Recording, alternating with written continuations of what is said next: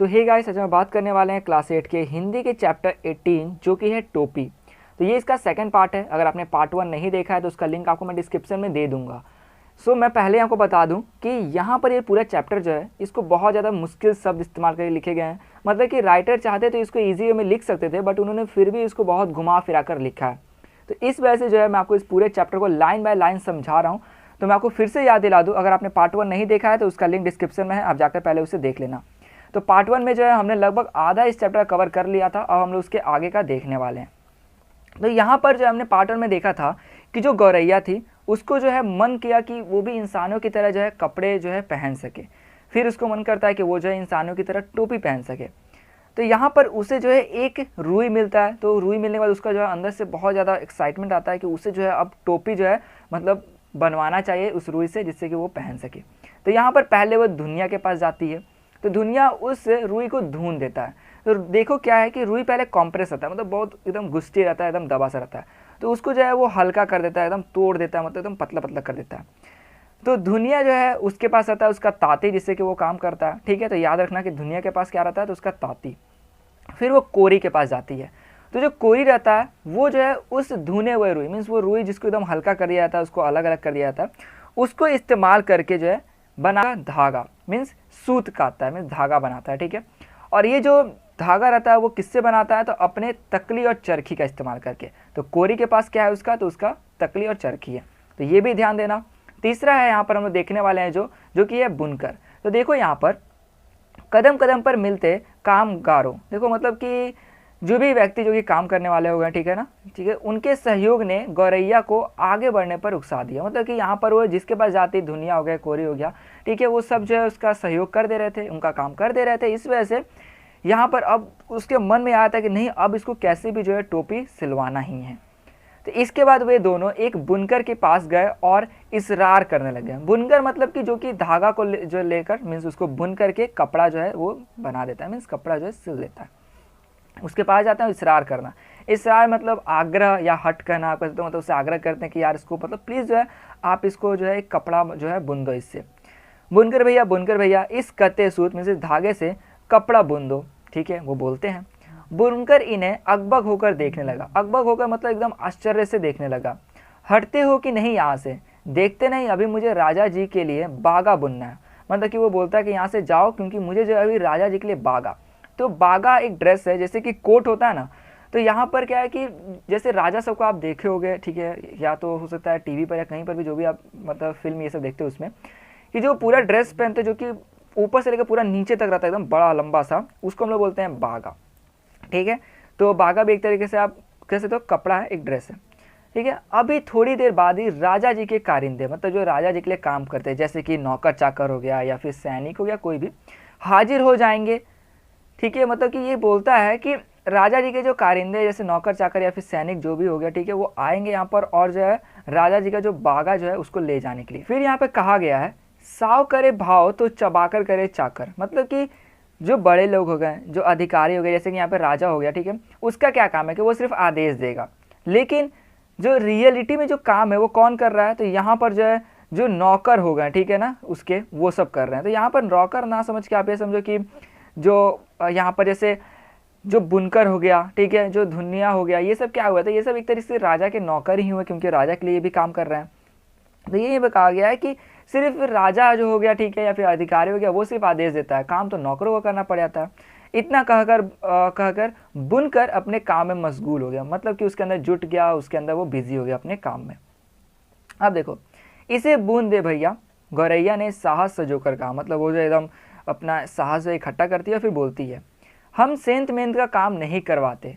सेंत मेंत मतलब क्या, फ्री का काम, मतलब कि जो भी ऐसे काम करवाए उसके लिए हम कुछ देते हैं, ठीक है ना, ऐसा नहीं कि फ्री का काम करवा लिए, कुछ दिया ही नहीं हमने।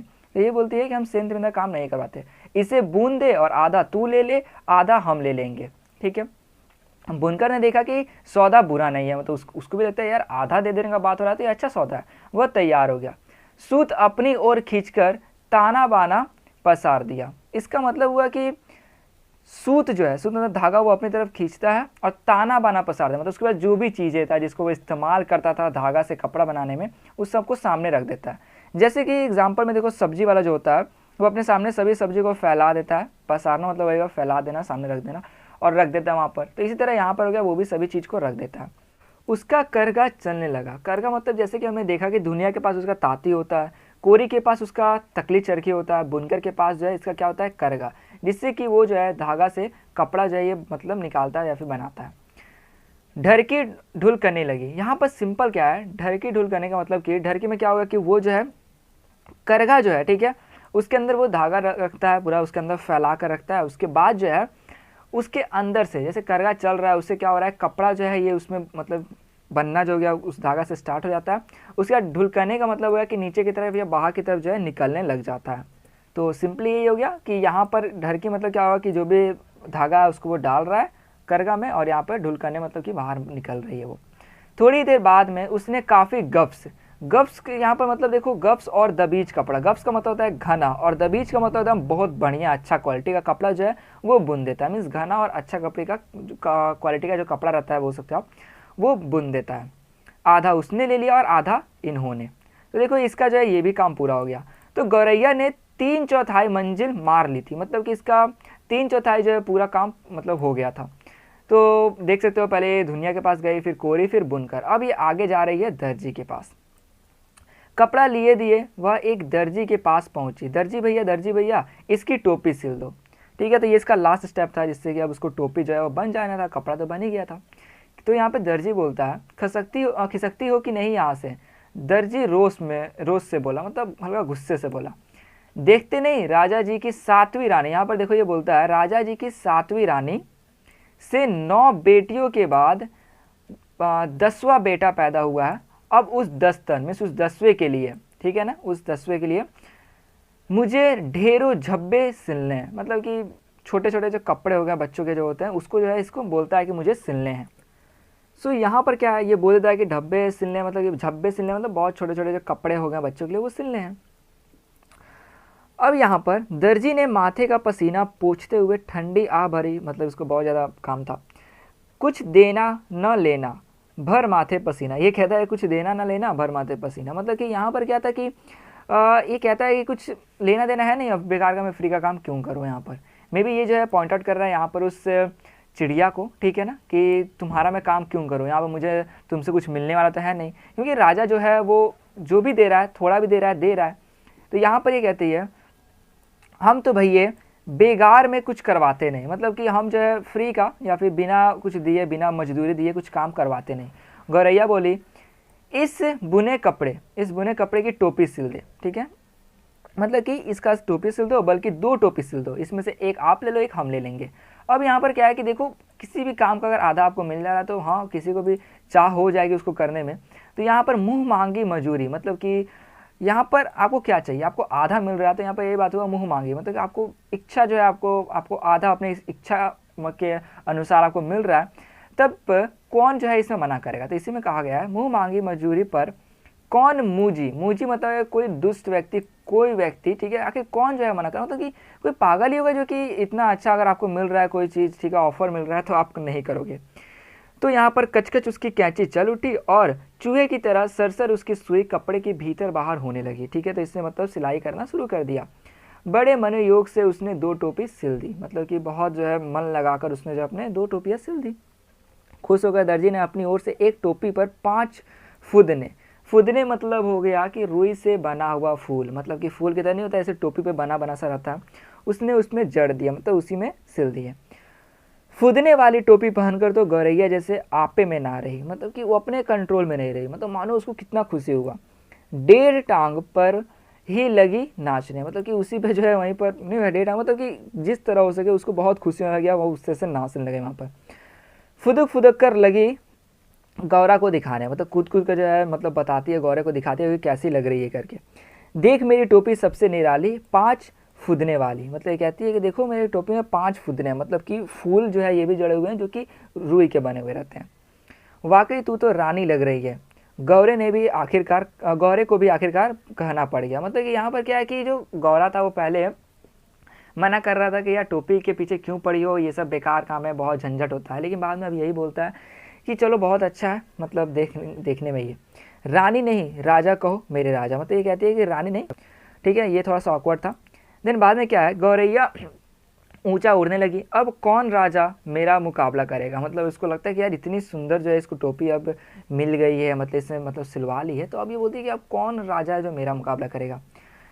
देखो टोपी पहनते ही उसके मन में एक नई हुलस ने जोर मारा। हुलस मतलब होता है खुशी, नहीं मतलब एकदम एक अलग सी खुशी उसके अंदर आई।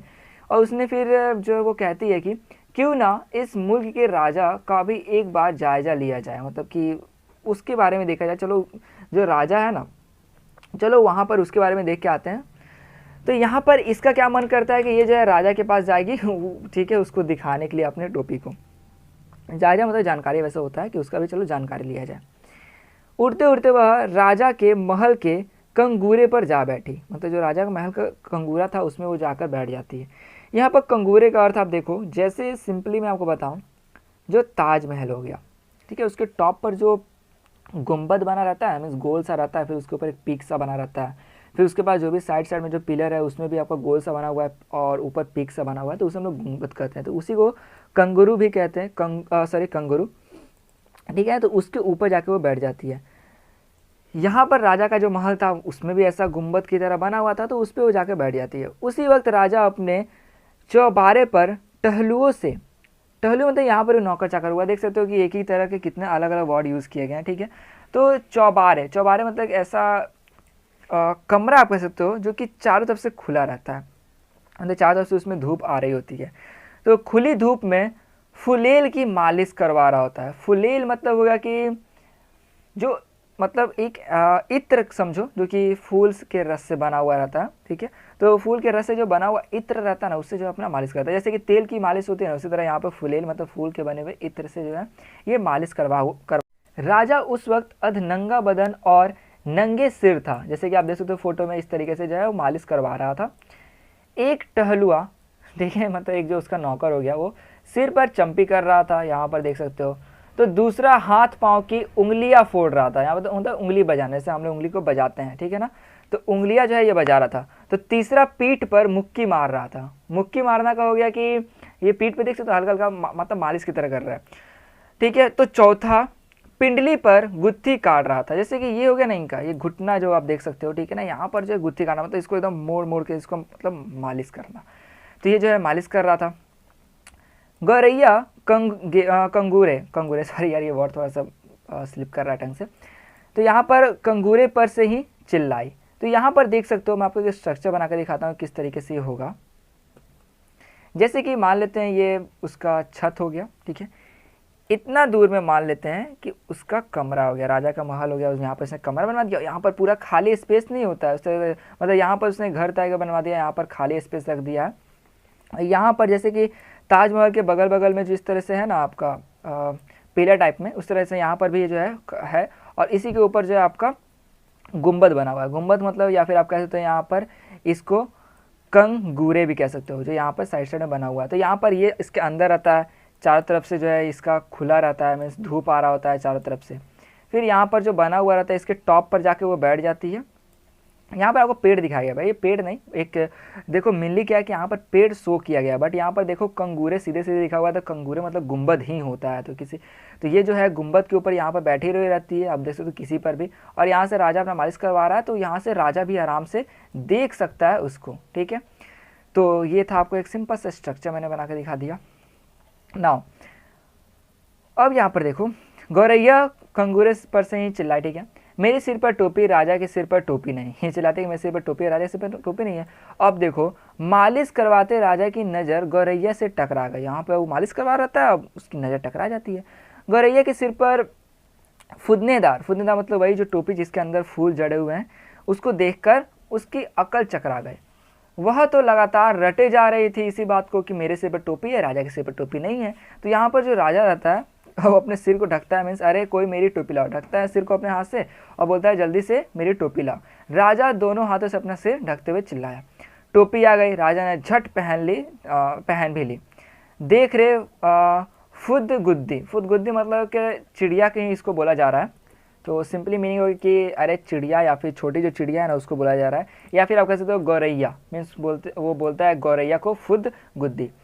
मेरी टोपी में 5 फुदने। यहाँ पर अब ये चिल्लाना शुरू करती है गौरैया कि मेरे में 5 फुदने हैं, मतलब ये 5 जो रुई है इसके फूल बने हुए हैं। लेकिन फिर ये कहती है कि मेरी टोपी में है बट राजा की टोपी में एक भी नहीं है। मेरी टोपी में 5 है लेकिन राजा की टोपी में एक भी नहीं है। अब राजा को थोड़ा लगता है गुस्सा, उसको एकदम तब बहुत अजीब सा महसूस होता है, राहत को बेहद हेटी महसूस।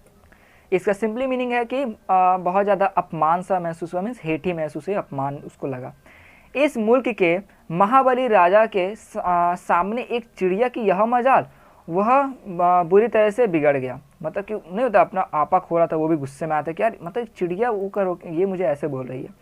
इस फुदगुद्दी की गर्दन मसल दो, पखने, पखने मतलब होता है पंख, नोच लो सिपाहियों, देर ना करो। मतलब कि वो बोलता है सिपाहियों को इसको पूरा मार डालो। तो यहाँ पर सिपाही बोलते हैं क्षमा करे महाराज, मतलब होता है क्षमा। मतलब कि जिस चीज़ को इजी में लिखा है तो उसको इतना कॉम्प्लिकेट क्यों किया गया इस चैप्टर में, वर्ड जो एकदम समझ भी नहीं आता है क्या। ठीक है, तो यहाँ पर क्षमा मतलब होता है क्षमा करो। मंत्री ने हाथ जोड़ लिए कि वो बोलता है कि यार मच्छर है एक तरीके से, चिड़िया क्या है, मच्छर के समान है, तो इसको मार कर अपने हाथ को गंदा क्यों करना। तो राजा बोलता है ठीक है। तब राजा सिपाहियों से बोला कि चलो कोई बात नहीं, एक काम करो, ये ऐसे नहीं मानेगी, इसकी टोपी छीन लेके आने के लिए, मतलब कि टोपी को छीन के लेके आओ। तो यहाँ पर जो राजा के सिपाही होते हैं उसमें से एक जो रहता है वो गुलेल मारकर जो गौरैया की जो टोपी रहता है उसको नीचे गिरा देता है, और दूसरा जाता है उस टोपी को लपक कर, मीन्स लेकर जो है जल्दी से राजा के पास लेकर आकर दे देता है राजा को। राजा उस टोपी को नीचे फेंक देता है धरती पर, उसको पैर से भी मसलने ही वाला होता है कि उस टोपी की खूबसूरती देखकर दंग रह जाता है, मीन्स एकदम आश्चर्यचकित रह जाता है। वह बोलता है कि कारीगरी के इस नायाब नमूने को देखकर वह जड़ हो गया, मतलब एकदम फ्रीज हो गया कि भाई इतना सुंदर टोपी। वहाँ फिर वो बोलता है कि मेरे राज में मेरे सिवा इतनी खूबसूरत टोपी दूसरे के पास कैसे पहुंची। मतलब कि वो बोलता है कि देखो राजा है तो उस वहाँ पे जिस राज में वो रहेगा वहाँ पर जो है जो भी काम वो करवाएगा सबसे बेस्ट ही करवाएगा और बेस्ट लोगों से करवाएगा। तो ये बोलता है कि यार जब मैं इतने अच्छे लोगों से करवाता हूँ, मेरे लिए लोग इतने अच्छे अच्छे बनाते हैं, तब आखिर मेरे जैसा या फिर मुझसे अच्छा जो है किसने जो है इसके लिए टोपी मतलब सिल दिया। तो यहाँ पर ये जो है पूरा चकरा जाता है कि यार आखिर ये किया किसने। सोचते हुए राजा उसे उलट पुलट कर देखने लगा, कि पूरा देखता है कि यार इतनी अच्छी टोपी। अब क्या था, इतनी नगीना टोपी, मतलब इतनी बारीक इतनी सुंदर, इस मुल्क में बनाई किसने, मतलब किसने जो इस टोपी को बनाई, मतलब एकदम परफेक्ट थी वो टोपी। राजा के मन में ख्याल आया, अब तो उस हुनरमंद कारीगर, मतलब कि जिसके पास ये हुनर है जो कि इतना अच्छा है, ठीक है, इस काम में, उसकी खोज होने लगे। और फिर यहाँ पे कहा जा रहा है राजा चाहे और पता ना चले, मतलब कि राजा चाहता है कि उसके राज में वो जहाँ पे रहता है वहाँ पर का किसी व्यक्ति ने किया और उसको पता ना चले कि किसने किया है, मतलब वो तो वहाँ पे सिपाही को लगा देगा कि जल्दी ढूंढ के लाओ। तो गिरते पड़ते दर्जी हाजिर हुआ। देखो यहाँ पर बहुत सिंपल सा यहाँ पे स्टार्ट होता है। दर्जी जो है वो हाजिर हुआ, बोलता है दुहाई अन्नदाता। दुहाई का अर्थ होता है माफ़ी, मीन्स वो बोलता है कि माफ़ी अन्नदाता। तो यहाँ पे ये कहता है कि इतनी बढ़िया टोपी तुमने कभी हमारे लिए क्यों नहीं बनाई, ठीक है। मेघों की गड़गड़ाहट की माँ नींद मतलब होता है के तरह, मतलब की तरह। तो देखो यहाँ पर क्या है, यहाँ पर सिंपली लिखा जा सकता था कि मेघों की गड़गड़ाहट की तरह राजा की आवाज़ निकली, तो लेकिन यहाँ पर नहीं, यहाँ पर तो तरह की जगह पर आपको मानिंद लिखना है, एकदम अलग वर्ड। कोई बात नहीं, इसका वर्ड आप याद रखो, यहाँ पर इसका होता था उसकी तरह, ठीक है। तो यहाँ पर भी डरते हुए बोलता है दुहाई अन्नदाता, मुझे माफ़ कर दो अन्नदाता, मतलब राजा को बोलता है। तो यहाँ पर ये कहता है हमें दुहाई नहीं वजह बताओ, मतलब कि मुझसे माफ़ी मत मांगो, मुझे वजह बताओ कि इतनी सुंदर तुमने बनाया तो इसके लिए बनाया, मेरे लिए क्यों नहीं बनाया। तो यह कहता है कि कपड़ा बहुत उम्दा था सरकार, मतलब कपड़ा जो बनाया गया था बहुत अच्छा था, एकदम गफ्स और दाबेज, गफ्स मतलब कि एकदम घना और एकदम मतलब परफेक्ट, एकदम बहुत अच्छा था। तो यहाँ पर अब क्या है कि ये जैसे ही बोलता है तो अब सीधी सी बात है, अब देखा जाता है कि आखिर इसको मतलब सिला किसने, मतलब इस कपड़े को जो है आखिर बनाया किसने। तो ऐसा उनका कपड़ा किसने बुना ऐसा कपड़ा। तो देखो नाक की मानिंद, मतलब नाक की तरह राजा फूंक मारने लगा, मतलब वो जो एकदम आवाज़ उससे निकालते हुए बोलता है कि आखिर किसने ऐसा मतलब कपड़ा अच्छा बुना। गिरते पड़ते बुनकर हाजिर होता है, वो भी बोलता है माफ़ी। तो देखो इसको सिंपली मैं बताता हूँ, वो भी माफ़ी मांगता है। तो यहाँ पर ये बोलता है कि जो सूत था वो बहुत उम्दा था, मतलब ये सूत बहुत अच्छा था, मतलब जो धागा बना था वो बहुत अच्छा धागा बना था, एकदम महीन, मतलब एकदम परफेक्ट, एकदम पतला मस्त और लच्चेदार मतलब कि लचीला। इस वजह से ये कहता है कि ये जो है एकदम अच्छा जो है कपड़ा जो है बुन पाया। अब देखो यहाँ पर क्या है, राजा जो है फिर एकदम गुस्से में होता है, मीन्स एकदम शेर की मानी थी, मतलब शेर की तरह जो है राजा दहाड़ मारी, मतलब दहाड़ मतलब वैसे एकदम चिल्लाता है, उसे बोलता है कि आखिर इस सूत किसने काटा, तो आखिर जो ये धागा था ये किसने बनाया इस, ठीक है। तो अब जो है गिरते पड़ते जो है कोरी भी आ जाता है, ठीक है। कोरी बोलता है कि देखिए जो रुई थी वो बड़ी बेहतरीन थी, मतलब जो रुई थी वो बहुत अच्छी थी। तो यहाँ पर अब मतलब सब कोई माफ़ी मांगते हैं, तो जैसे बोलते हैं सब कोई माफ़ी मांगते हैं, तो राजा बोलता है माफ़ी मत मांगो, मुझे वजह बताओ कि ये ऐसा कैसे है। तो यहाँ पर अब ये बोलता है कि रुई बहुत बेहतरीन थी, एकदम बादल की तरह धुनी हुई थी, मतलब एकदम बहुत फ्री थी, बहुत नहीं था एकदम बहुत अच्छी तरीके से उसको धुना गया था, बहुत फ्री थी। इतनी बेहतरीन रुई किसने धुनी? अब बिजली की तरह, देखो यहाँ पर लिख दिया बिजली की तरह, यहाँ पर नहीं लिखा है मानिंदा, यहाँ पर पता नहीं लगता है भूल गए थे लिखना, ठीक है। तो यहाँ पर मानिंद लिख सकते हैं, बट इन्होंने यहाँ पर तर लगा दिया, सिंपल वर्ड, मे बी इनका एक मिस्टेक हो सकता है। तो यहाँ पर क्या था कि ये बोलते हैं कि बिजली की तरह जो है राजा जो है आवाज़ निकालता है, मीन्स एकदम कड़कती है, एकदम बिजली की तरह गुस्सा होकर बोलता है। तो यहाँ पर देखो अब हाफते छाती पीटते दुनिया हाजिर हुआ। देखो सबसे पहला जो काम किया था, जो कि था रुई को धुनने का, मतलब कि उसको बहुत मुलायम करने का, उसको अलग अलग करने का, वो काम किसने किया था? तो दुनिया ने। अब इसको डर लगता है कि भाई सबसे पहले तो इसी ने काम किया था, तो ये जो है बोलता है क्षमा अन्नदाता। क्षमा मतलब यहाँ पर हो गया क्षमा अन्नदाता, वो माफ़ी मांगता है। तो राजा बोलता है कि मुझसे माफ़ी नहीं मांगो, मुझे ये बताओ, मीन्स एकदम गुस्से से कांपते हुए बोलता है कि मुझे ये बताओ कि आखिर तुम चारों ने, तुम सभी लोग ने जो है इतना अच्छा काम किया इस गौरैया के लिए, तो फिर आखिर मेरे लिए ऐसा काम क्यों नहीं किया? यहाँ पर ये कहते हैं आपके लिए भी किया है सरकार। दुनिया ने ज़मीन पर लेट कर कहा, मतलब ये एकदम ज़मीन पर लेट जाता है डर के मारे। आगे भी आपके लिए करेंगे सरकार।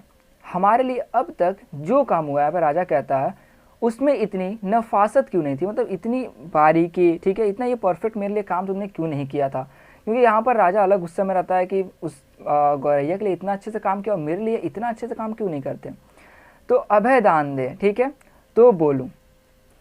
अभय दान का मतलब है कि माफ़ करना, मीन्स जान को बख्श देना, मतलब कि नहीं होता है कि राजा गुस्सा है तो हो सकता है कि उन्हें मरवा भी दे, तो वही बोलते हैं कि अभय दान दे, तब ये बोलते हैं तब मैं बोलूँगा। तो दुनिया बोला, ठीक है, तो चलो दिया, राजा ये बोल देता है कि चलो ठीक है दिया तुम्हें, माफ़ी दिया, ठीक है। अब बताओ महाराज, इस गौरैया ने जो भी काम करवाया उसमें आधा हिस्सा दे देती थी, मतलब जो भी काम करवाया करती थी उसमें से आधा हिस्सा मैं दे देती थी।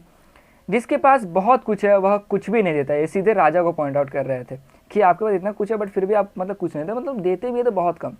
और इसके पास कुछ भी नहीं था फिर भी यह आधा दे देती, मतलब इतना कम रुई होता उसमें भी आधा दे देती। इसलिए इसके काम में अपने आप नफासत आ गई, मतलब इसमें खुद ही जो है बारीकी आ गई, मतलब इन लोगों का मन भी लगता उस काम को करने में, और इसलिए हाँ मतलब सही दाम मिलने पर इनका भी अच्छे से मन करता कि ये भी काम सही से कर पाए।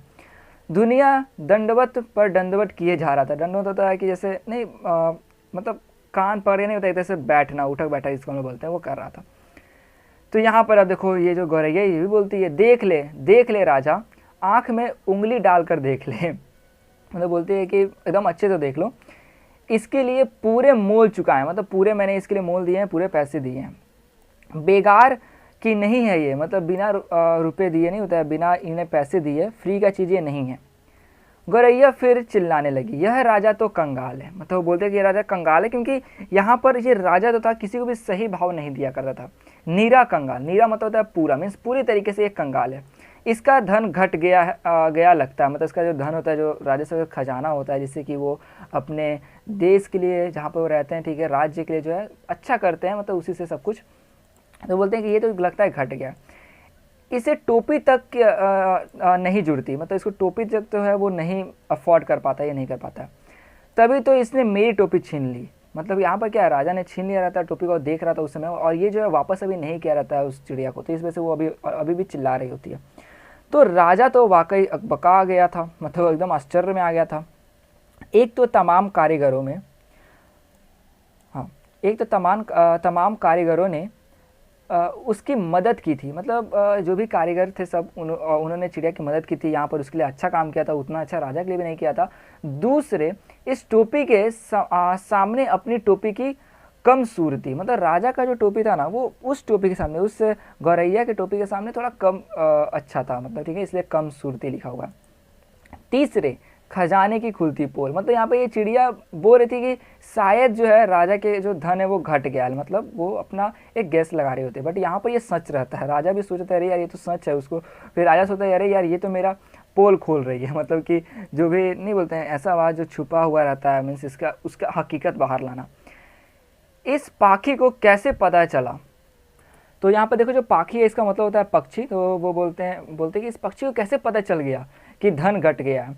तमाम बेकार करवाने बहुत सख्ती से लगाम, देखिए तमाम बेकार करवाने का मतलब होता है कि जो भी काम हो गया वो सब बिना मतलब मजदूरी के, बिना उन्हें जो है पैसे दिए करवाने के बाद भी, यहाँ तक कि वो जो है लगान लगान मतलब जो टैक्स जो होता था ना, वो भी राजा लगाया हुआ था, बहुत मतलब कड़ा टैक्स लगाया था अपने राज पे, और जो हाँ उनसे वसूली भी किया करता था। मतलब यहाँ पर इतना सब कुछ काम वो फ्री में कराता, मतलब मैक्सिमम काम वो फ्री में कराता, या कम या कहो दाम देता, जो कि एकदम न के बराबर होता। दूसरा ये कि वो बहुत ज़्यादा लोगों से पैसे भी लिया करते थे टैक्स के तौर पे, फिर भी उसका जो खजाना था वो खाली ही रहता था। तो आखिर ऐसा क्यों होता था? तो ये सब होता था उसके ऐशो आराम की वजह से। मतलब इतना ऐशो आराम में खर्चा करता, इतनी लश्करी मतलब एकदम सेना ये सब एकदम बड़ा सा रखता, ठीक है, उसमें इतने लवाजिमे का बोझ खजाना। जैसे कि कहीं जाते हो ना बाहर कहीं घूमने, तो उसमें कुछ चीज़ जो कैरी करके जाते हो, जैसे कि मान लो कि राजा कहीं घूमने जाता था, तो जिस राज में जाता वहाँ पे उस राज के लिए, राजा के लिए या फिर किसी भी व्यक्ति के लिए, ठीक है ना, वो कुछ लेकर जाता। तो ये सब चीज़ लेके जाए तो सीधी सी बात है, जो चीज़ खरीद रहा है, जो चीज़ ले जा रहा है, वो खजाना से ही उठा कर ले जा रहा है, उसी के मदद से वो चीज़ खरीद कर वो ले जा रहा है। तो इस वजह से जो है उसका जो भी सोना ये सब था वो, या फिर जो भी अब खजाना का था वो घट रहा था। मतलब कि वो सिर्फ अपने ऐशो आराम में लगा रहा था, अपने सेना में लगा रहा था, और सिर्फ जो है यहाँ से वहाँ कहीं जाता, घूमने जाता, उन सब चीज़ों में खर्च कर रहा था। तमाम लोग निकल आए थे, अब जो है सभी लोग बाहर आ गए थे ये सब देखने के लिए, मीन्स यह अनोखा तमाशा देखने। यहाँ पर देखे थे कि भाई चिड़िया मीन्स ये जो गौरैया है ये और जो राजा है मानो ये लड़ पड़े इन दोनों में बातचीत इनको देखकर, ठीक है ना। मंत्री ने हौले से कहा, हौले मतलब हो गया आपका धीरे से, लाइक एक गाना है हौले हौले से दुआ लगती है, आई थिंक मैं सही बोल रहा हूँ, बट हाँ ठीक है। तो हौले मतलब यहाँ पे आप समझो बेसिकली कि एकदम धीरे से कहा। यह मुंहफट मतलब होता है जो कुछ भी बोल दे, तो राजा को बेपर्दा ही करके दम लेगी। मतलब वो मतलब धीरे से मंत्री बोलता है कि लगता है ये मुंहफट जो है, मतलब ये जो गौरैया है जो कि कुछ भी बोले जा रही है, ये लगता है कि राजा को बेपर्दा कर देगी। मतलब कुछ भी बोल रही है बट यहाँ पर वो सच है, ठीक है, इसलिए उसको लगता है कहीं बेपर्दा कर देगी राजा को। राजा तो खुद घबरा रहा था, झट से बोल पड़ा, इसकी टोपी वापस कर दो। मतलब तेजी से अपने सैनिक को बोलता है टोपी वापस करने के लिए। सिपाही सब रहते हैं वो भी एकदम से जाते हैं और टोपी जो है दे देते हैं, मीन्स हवा में उछाल देते हैं, और जो गौरैया रहती है उस टोपी को पकड़ लेती है।